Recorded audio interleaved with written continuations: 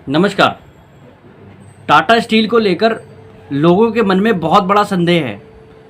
बहुत से लोग बाग टाटा स्टील को ऊपर जाता हुआ देख रहे हैं और बहुत से लोग बाग टाटा स्टील के कंसोलिडेशन से परेशान हो रहे हैं। क्या आपने ये सोचा है कभी कि टाटा स्टील जैसी कंपनी अब दोबारा क्यों चलेगी? जी हाँ, दोबारा मैं इसलिए कह रहा हूँ कि टाटा स्टील का शेयर पहली तेज़ी में 350 रुपये से 1400 रुपये तक गया था। उसके बाद शेयर जो है स्प्लिट किया गया था। तो अब दूसरा ऐसा क्या फेस होगा जो कंपनी के लिए इतनी जल्दी आएगा जिसके कारण कंपनी का शेयर इतना ऊपर जाना चाहिए या यहाँ से तेज़ी आनी चाहिए? तो उसके पीछे के मुख्यतः क्या कारण हैं, आज मैं आपके साथ वही डिस्कस करूँगा। क्या वो कारण हैं भी या नहीं है? क्योंकि ज़्यादा चार्ट में अगर आप लगे रहेंगे, टेक्निकल एनालिसिस शेयर का करते रहेंगे, तो उससे आपको कोई बहुत बड़ा रास्ता नहीं दिखाई देगा। शॉर्ट टर्म के लिए आप मूवमेंट को थोड़ा पकड़ सकते हैं। अगर आप टाटा स्टील के शेयर को थोड़ा सा लंबे समय के लिए सोच रहे हैं या कंपनी में के शेयर को लेकर खरीदना चाह रहे हैं, तो उसके लिए आपको कंपनी के फंडामेंटल फाइनेंशियल एक्सपेंशन प्लान को समझना होगा। आपको ये समझना होगा कि मैनेजमेंट के प्लान्स क्या हैं, फ्यूचर प्लान क्या हैं, मैनेजमेंट ने अब तक कंपनी की परफॉर्मेंस में किस तरीके का रोल प्ले किया है। ये बातें आपके लिए जाननी बहुत ज़रूरी हैं, क्योंकि टाटा स्टील एक छोटे बेस वाली कंपनी नहीं है। टाटा स्टील का स्ट्रक्चर बहुत बड़ा है और टाटा स्टील जिस सेक्टर को बिलोंग करती है वो सेक्टर भी जो है साइक्लिकल सेक्टर है। तो ये बातें आपको मुख्यतः ध्यान रखनी होंगी टाटा स्टील के शेयर को खरीदने से पहले। आज मैं आपके साथ इस वीडियो में यही सब आपको एक्सप्लेन करने वाला हूँ। चलिए वीडियो को शुरू करते हैं। सबसे पहले आप टाटा स्टील के वर्किंग स्ट्रक्चर को समझिए, किस क्षेत्र में, रीजन में कंपनी काम कर रही है। ये चीज़ आपके लिए जाननी बहुत ज़रूरी है। टाटा स्टील भारत के अंदर अपना कारोबार करती है, सबसे ज़्यादा कारोबार भारत के अंदर करती है। यूरोप फिर कंपनी के लिए दूसरा सबसे बड़ा क्षेत्र है काम करने के लिए। तीसरा अगर देखें तो कंपनी की प्रेजेंस साउथ ईस्ट एशिया में है। और यूरोप से देखा जाए तो कोविड से पहले यूरोप मार्केट को पहले भी बहुत परेशान कर रहा था और आज भी बहुत परेशान कर रहा है। इसी परेशानी को टाटा स्टील ने यूरोप से काफ़ी समय तक झेलती आई है और अब भी झेल रही है। वो टाटा स्टील के अगर आप फिनेंशियल्स पे नज़र मारेंगे तो आपको पता लगेगा, अगर कंपनी को कहीं से भी लॉस आता है तो सबसे पहले यूके से आता है। अब बात करें कि टाटा स्टील के प्रोडक्ट के बारे में, तो वैसे आप सब जानते हैं, उसके बारे में मुझे एक्सप्लेन करने की ज़रूरत नहीं है कि मैं लोहे से रिलेटेड टाटा स्टील जो प्रोडक्ट बनाता है। अब टाटा स्टील का जो बेसिकली जो काम है, वो जो अपनी सप्लाई करती है वो ऑटो सेक्टर को करती है और कंस्ट्रक्शन सेक्टर को करती है। उसके अलावा कंपनी के प्रोडक्ट की सप्लाई अलग अलग सेक्टर में तो है भाई, लोहा अलग अलग जगह लग रहा है, लेकिन जो कंपनी के लिए मेन मार्केट है वो ऑटो सेक्टर है और कंस्ट्रक्शन सेक्टर है। अब टाटा स्टील के लिए ये तो चीज़ बड़ी पॉजिटिव है कि भारत के अंदर इस समय देखा जाए तो इंफ्रा स्पेस में बड़ी तेज़ी है और जिस तरीके से गवर्नमेंट ने पुश करा है तो इंफ्रा स्पेस के अंदर जो तेज़ी आ रही है उसका जो ये मेटल बनाने वाली कंपनी, स्टील बनाने वाली कंपनी है, इनको फ़ायदा हो रहा है। उसमें टाटा स्टील जो है बिगेस्ट बेनिफिशियरी है। यहाँ तक कि अगर आप टाटा स्टील के बारे में जानते हो तो वंदे भारत के कोचेस से रिलेटेड भी टाटा स्टील जो है अपना मेटल जो है वो इस समय दे रही है। तो टाटा स्टील की ये वैल्यू है भारत के अंदर, तो उसमें तो कोई डाउट नहीं है इनकी क्वालिटी में। अब ऑटो सेक्टर के अंदर शायद आप ना जानते हो कि जितने भी बड़े ब्रांड हैं, मारुति सुजुकी, हुंडई, रिनॉल्ट, मतलब आप जहाँ तक सोच सकते हैं, अशोक लीलैंड, वॉक्सवैगन, जितने भी ज़्यादातर ब्रांड हैं उसमें शायद ही कोई एक दो ब्रांड ऐसा होगा, टाटा मोटर, महिंद्रा, सभी के अंदर टाटा स्टील का लोहा लगता है। और एक गाड़ी में लगभग 65% की कॉस्टिंग जो आसपास बताते हैं वो लोहे की होती है। तो मार्केट बहुत बड़ी है और टाटा स्टील लीडर भी है। और अगर देखा जाए तो यूके के अंदर भी कंपनी का सेम स्ट्रक्चर है कि उनका जो ज़्यादातर ऑटो सेक्टर में जाता है और उसके बाद कंस्ट्रक्शन सेक्टर में जाता है और बाकी जो है नॉर्मल जो मार्केट की डिमांड है अदर सेक्टर है उनमें जाता है। अब प्रॉब्लम कहाँ पर है कि स्ट्रक्चर अब तक तो जो मैंने आपको कंपनी का बताया वो बढ़िया है और कंपनी जो है अपने प्रोडक्ट को खूब बेच पा रही है जितना बना रही है। अब प्रॉब्लम आ कहाँ से रही है तो वो हमें पहले जाननी है। अब मैं आपको वो बताना शुरू करता हूँ। अब वो प्रॉब्लम टाटा स्टील के अंदर यहाँ पर है कि सन 2022 के अंदर कोरोना के बाद जब सभी मार्केटें खुली तो मेटल सेक्टर में बड़ी ज़बरदस्त तेज़ी आई और वो तेज़ी ऐसी रही कि वो तेज़ी में कंपनी ने अपनी सेल्स को एक तरीके से डबल कर लिया एक साल के अंदर, और टाटा ने नहीं, सभी कंपनियों ने मज़े लिए।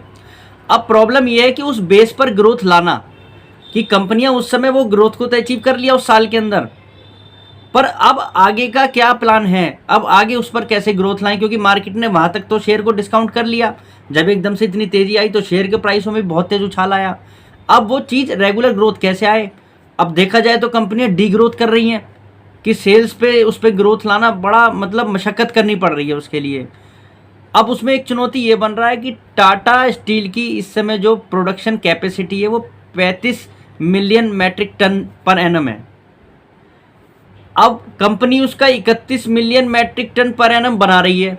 मतलब आप देखा जाए तो कंपनी लगभग 95 से 97% के आसपास की अपनी कैपेसिटी को यूटिलाइज मोटा मोटा कर चुकी है। 93 कह लीजिए आप उसको, कैपेसिटी को यूटिलाइज कर चुकी है। आप इतनी कैपेसिटी पे काम कर पाना रेगुलर पॉसिबल भी नहीं होता किसी भी कंपनी के लिए। तो उसके लिए निश्चित रूप से कंपनी को एक्सपेंशन प्लान लाना होगा। ठीक है। अब दूसरी चुनौती यहाँ पर यह है शेयर प्राइस के लिए कि एबिटा पर टन, कंपनी का एबिटा पर टन देखा जाए तो 2022 के अंदर लगभग 20,000 के आसपास पहुँच गया था।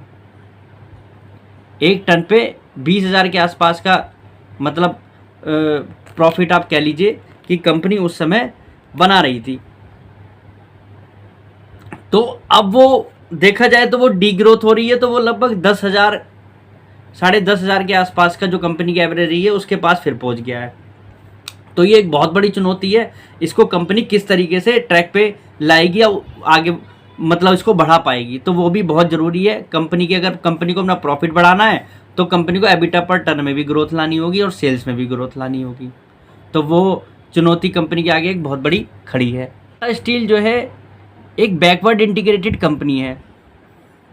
दरअसल बैकवर्ड इंटीग्रेटेड मैं इसलिए कह रहा हूँ आपको कि टाटा स्टील माइनिंग के कारोबार में भी इन्वॉल्व है। जो आयरन और उनका जो मेन प्रोडक्ट है उसकी कंपनी माइनिंग करती है, उनके पास अपनी खदानें हैं उसकी जो है। तो टाटा स्टील के लिए बड़ी पॉजिटिव बात है। टाटा स्टील कोल की भी माइनिंग करती है, जो एक तरीके से उनका जो प्रोडक्ट मैन्युफैक्चरिंग में जो काम आता है फाइनेंसेस में, तो कोल वगैरह वो भी उनके पास अवेलेबल हैं। साथ ही में मैनेजमेंट ने एक प्लान कंपनी के अंदर चला रखा है जिसको वो 3-4 साल से बता रहे हैं, शिखर 25। इसके अंदर कंपनी अपने को एफिशिएंट बना रही है, मतलब सेविंग कर रही है। इनके इस माध्यम से जो है कंपनी ने बताती है कि कंपनी ने काफ़ी उससे सेविंग भी करी है पीछे जो है। तो अब ये इस तरीके का प्लान कंपनी के लिए अगर रेगुलर काम करता रहता है तो शायद कंपनी अपने मार्जिन को यहाँ पर मेंटेन कर पाए। चीज़ यह एक बात मैनेजमेंट की ये भी पॉजिटिव लग रही है कि मैनेजमेंट बोल रहा है कि यूरोप कारोबार अब सुधरने की ओर है, क्योंकि जो यूरोप का जो ये कह लीजिए कि बैड टाइम था, बुरा समय था, वो पीछे जा चुका है। काफ़ी पीछे अब वो चीज़ें जा चुकी हैं। अब यूरोप जो है आगे ग्रोथ की ओर है। तो अगर यूरोप में ग्रोथ आती है तो निश्चित रूप से वो ग्रोथ जो है टाटा स्टील के अंदर आनी है।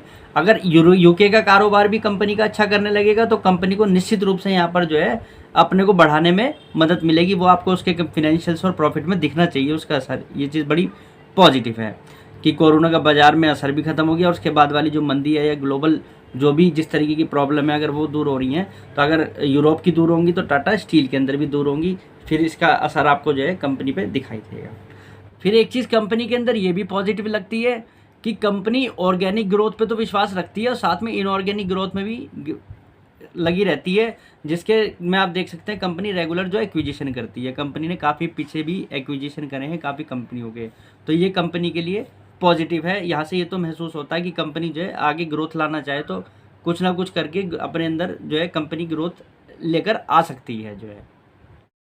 अब मैं आपको कुछ एक कंपनी का एक ऐसा प्रोजेक्ट बताता हूँ जो मुझे कंपनी को लेकर पॉजिटिव कर रहा है, पर शॉर्ट टर्म के लिए नहीं, थोड़ा लॉन्ग टर्म के लिए। अब वो प्लान भी आप सुनिए। कंपनी ने अपने एक्सपेंशन प्लान में ये बताया है कि कंपनी इस समय भारत के अंदर लगभग 21.5 मिलियन टन पर एनम जो है प्रोडक्शन कर रही है। इस प्रोडक्शन का एक्सपेंशन करके कंपनी आने वाले 7 सालों के अंदर इसको 40 मिलियन टन पर एनम पर पहुंचा देगी। कहने का मतलब कंपनी यहाँ से भारत के अंदर अपनी प्रोडक्शन को डबल कर लेगी।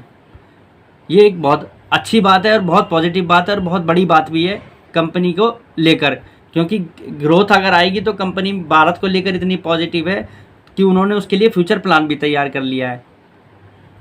और अगर देखा जाए तो यूके वाला बिजनेस कंपनी को जो परेशान कर रहा है, आज से काफ़ी समय पहले भी कंपनी ने यूके वाले बिजनेस में काफ़ी कुछ बेचने का भी प्लान किया था। अगर ये चीज़ें आगे भी कंपनी को परेशान करती हैं तो हो सकता है कंपनी यूके वाले बिजनेस को थोड़ा सा श्रिंक करे, उसको कुछ अपनी यूनिट को बेचे या कुछ करे, तो वो भी कंपनी के लिए आगे जाके पॉजिटिव हो सकता है प्रॉफिट बनाने में। अब शायद आपके मन में ये ख्याल आ रहा होगा कि मैंने कंपनी के बारे में इतना कुछ जान तो लिया, पर मुझे इससे हासिल क्या होगा। अब मैं आपको वो बताता हूँ।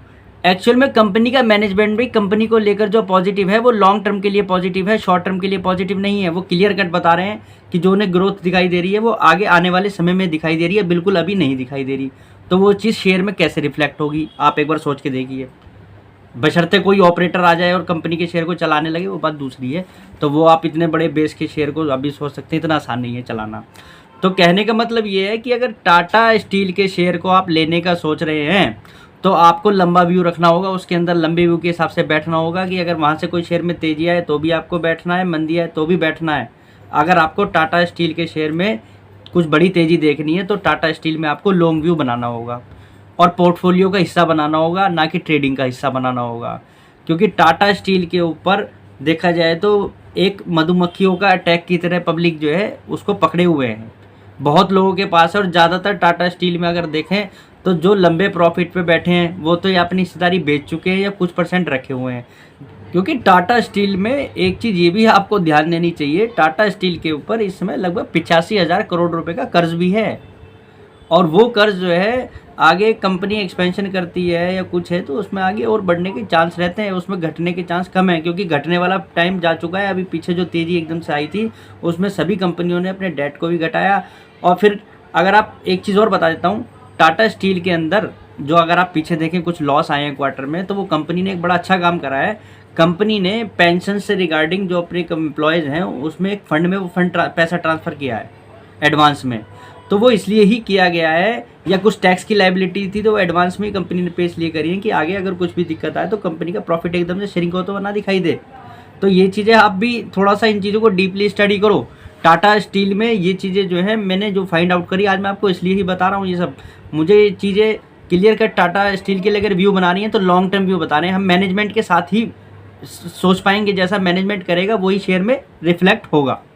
मैं टाटा स्टील को लेकर कहीं भी नेगेटिव नहीं हूँ, पर मैं शॉर्ट टर्म के लिए लेकर कंपनी को कॉशियस हूँ और लॉन्ग टर्म के लिए लेकर कंपनी को पॉजिटिव हूँ। लेकिन पॉजिटिव में जब हूँ जब मैं मैनेजमेंट की परफॉर्मेंस और कंपनी की परफॉर्मेंस को साथ ही साथ देखता रहूँगा। ये मेरे को कंपनी को फॉलो करना पड़ेगा, क्योंकि अगर मुझे कंपनी में पैसा लगाना है तो मुझे कंपनी को भी थोड़ा अपने फोकस में रखना होगा। कुछ लोग बाग टाटा स्टील के वैल्यूशंस को लेके भी काफ़ी एग्रेसिव रहते हैं कि वैल्यूशन बड़े सस्ते हैं। देखा जाए तो वैल्यूशन कोई ऐसे खास सस्ते नहीं है, क्योंकि मेटल सेक्टर के पूरे सेक्टर के अगर आप वैल्यूशन देखें तो वो जो है हमेशा से ही इस तरीके के ही रहते हैं। क्योंकि एक वो मेटल जो है साइक्लिकल बिजनेस है, तो जिसके कारण कंपनी जो मार्केट है उसको बहुत ज़्यादा वैल्यूशन नहीं देता। और अगर यहाँ से टाटा स्टील की थोड़ी बहुत री रेटिंग हो भी जाती है तो कोई बहुत बड़ी तेज़ी नहीं आएगी। ये भी आपको कंपनी में ध्यान रखना है। तो एग्रेसिव तो होने की ज़रूरत ही नहीं है कि आप एग्रेसिव हो गए अपने पोर्टफोलियो का बहुत बड़ा हिस्सा कंपनी को बना लें। आप टाटा स्टील को लेकर इतना सोचिए कि मेरे को मेटल सेक्टर में इन्वेस्टेड रहना है, लॉन्ग टर्म के लिए रहना है, और मुझे अपने पोर्टफोलियो में 5 या 6% की ज़्यादा से ज़्यादा टाटा स्टील को वेटेज देनी है। अगर आप इस व्यू के साथ टाटा स्टील के साथ बैठेंगे तो आप लंबा भी बैठ जाएंगे और शायद उसमें पैसा भी बना लेंगे और लॉन्ग टर्म के हिसाब से। बाकी शॉर्ट टर्म के उसमें जो है फंडामेंटली और फाइनेंशियली तो मुझे कुछ ऐसा खास दिखाई नहीं दे रहा कंपनी के अंदर। आपको कुछ दिखाई दे तो आप भी बताना, शायद मेरा व्यू यहाँ पर गलत हो। लास्ट में आपके साथ कंपनी के शेयर होल्डिंग पैटर्न को भी डिस्कस कर लेते हैं। प्रमोटर के पास 34% होल्डिंग है, FIIs के पास 21, DIIs के पास 21 और पब्लिक के पास 25% शेयर हैं। तो जो FIIs और DIIs भी इनके साथ बैठे हैं उसमें आप देखें तो ज़्यादातर जो इंस्टीट्यूट्स की भी जो होल्डिंग है वो सब लंबे बैठने वाले इंस्टीट्यूट्स हैं। टाटा के साथ, टाटा स्टील के साथ इंस्टीट्यूट बहुत ज़्यादा जुड़े हुए हैं जिनका लॉन्ग समय का व्यू है। तो वो लोग बाग जो हैं सबसे ज़्यादा आपको देखेंगे तो शेयर होल्डिंग पैटर्न में वही लोग बाग मिलेंगे। लेकर एक छोटा सा कंक्लूजन, कंपनी को लेकर लॉन्ग टर्म के लिए पॉजिटिव, शॉर्ट टर्म के लिए कॉशियस। वीडियो अच्छी लगे तो लाइक करना, चैनल को सब्सक्राइब करना। नमस्कार।